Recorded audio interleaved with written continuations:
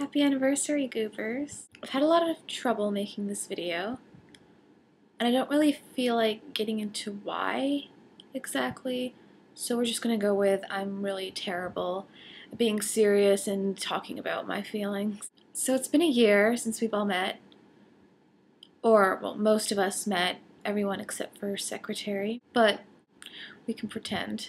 It's also been a year since the last Harry Potter movie premiered.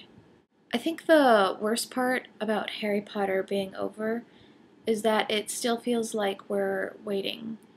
Like it's not really over, like there's another movie or there's another book coming out and we're just waiting for it to happen. And so the thought of it actually being over, once we realize it and once we remember that it is over, it's extra crushing.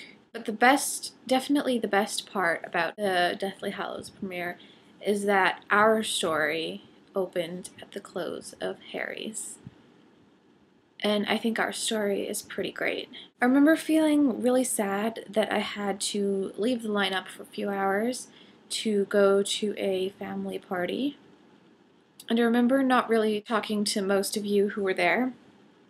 I mean, I talked to some of you, but really not as much as I would have if my friends weren't there, because why would I need anybody else to share that experience with other than my friends? And I didn't think I would really talk to you guys ever again. I thought I would add you on Facebook and follow you on Tumblr, and then that would just be it, and we would just be those people who occasionally liked each other's posts and statuses. But then following each other on Tumblr, it's kind of like reading each other's diaries.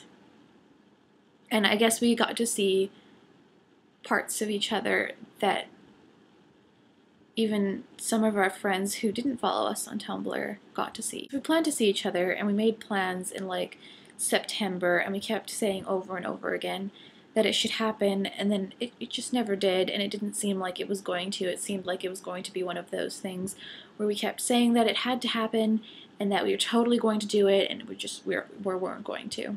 But it did. It took us until January, but it happened. And it was our second time ever meeting each other, but it really didn't feel like that at all.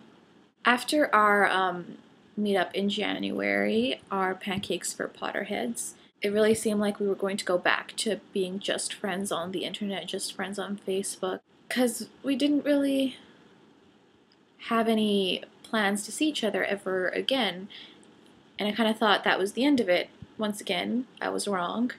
I was just walking through school one day, and then Marshy came running up to me to give me a hug just because she saw me across the hall, I guess.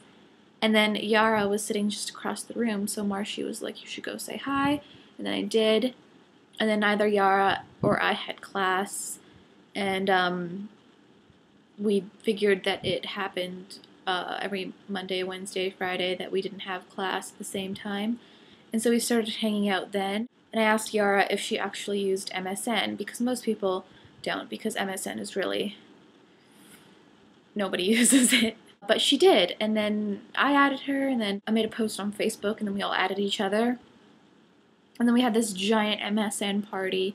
And then we decided to have another MSN party, because we were all not doing anything. But then Yara was like, well, actually, if we're all free, why don't we just see each other in real life? So we went to go and see Sherlock Holmes, and it was only our third time ever seeing each other, and it just baffles my mind completely.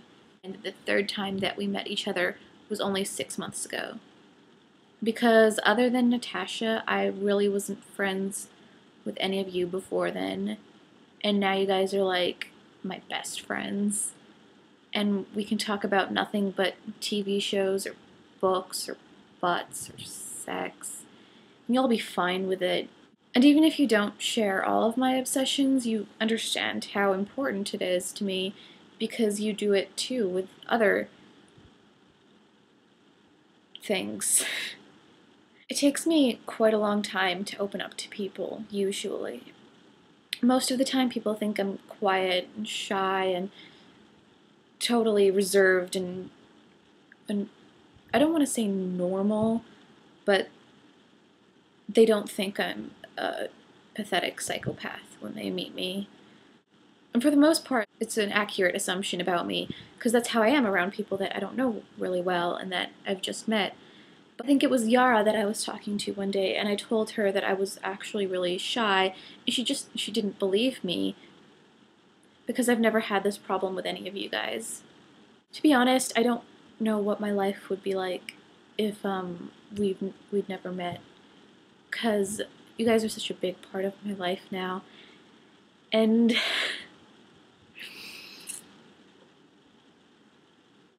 okay, my life would be miles away from where it is right now if I hadn't met you guys. I just wanted to say thanks in the best way that I could, which is this.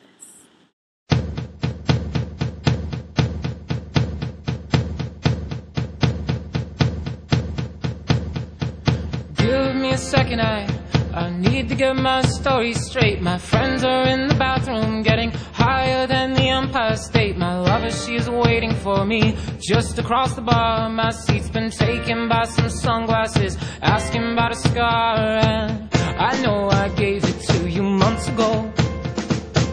I know you're trying to forget, but between the drinks and subtle things, the holes in my apologies, you know, I'm trying hard to take it back.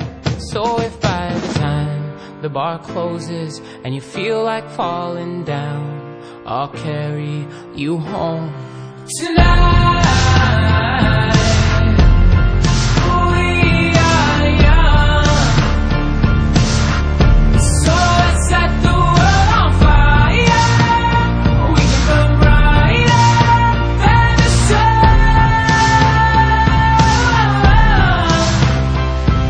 tonight. We are young, so let's set the world on fire. We can burn brighter than the sun. No, I know that I'm not all that you got. I guess that I just thought maybe we could find new ways to fall apart. But our friends are back, so let's raise a toast, 'cause I found someone to carry me home tonight. We are young, so let's set the world on fire. We can burn brighter than the sun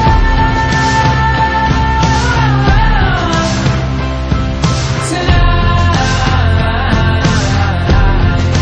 We are young, so let's set the world on fire. We can burn brighter than the sun.